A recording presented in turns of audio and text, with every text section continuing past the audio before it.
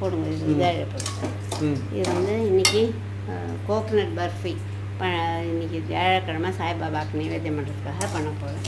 நீங்களும் ட்ரை பண்ணி பாருங்கள், ரொம்ப ஈஸியாக இருக்கும். இதுக்கு வந்து வேணுங்கிறது தேங்காய் பர்ஃபி. ஒரு கப்பு தேங்காய் எடுத்துட்டேன்னா 1.5 கப்பு சர்க்கரை. இந்த கப்பால் ஒரு கப். ஓகே. ஏதாவது ஒரு மெஷர் ஒரு கப்பு எடுத்துட்டேன்னா 1.5 கப்பு சர்க்கரை.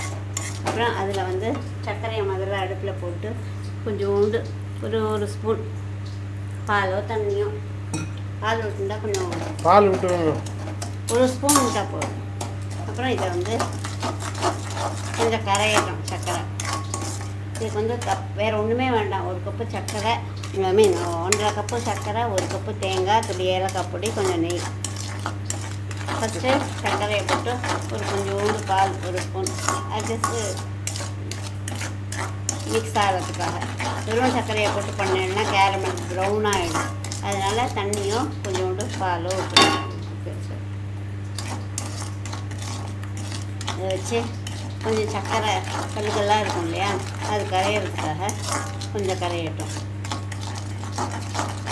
இது கரைஞ்சி அந்த இதாட்டம் வரணும், தண்ணியாட்டம் வரணுமா?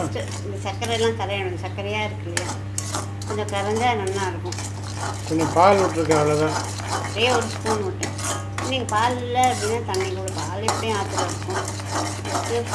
இது கொஞ்சம் கரையிறது இல்லையா. இப்போ இந்த தேங்காயை போட்டுருங்க. தேங்காயை போடணும். போட்டு கிளறிண்டே இருக்கணும்.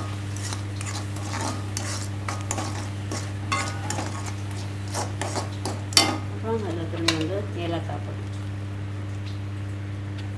வேணும்னா போடுங்க, வாசனையெல்லாம் வேண்டாம் அப்படின்னா அப்படியே தேங்காய் வாசனையோட போடும்.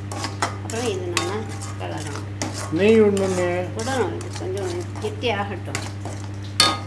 இதெல்லாம் அவசரப்பட்டுக்கலாம். ஓகே. கொஞ்சம் இதாகட்டும். என்ன பண்ண போகிறேன்? அது கடை பதம் வரணும். இல்லை கொஞ்சம் பதம் வந்தோன்னே காமிக்கிறேன். கொஞ்சம் பதம் வந்தோன்னே காமிக்கிறேன்.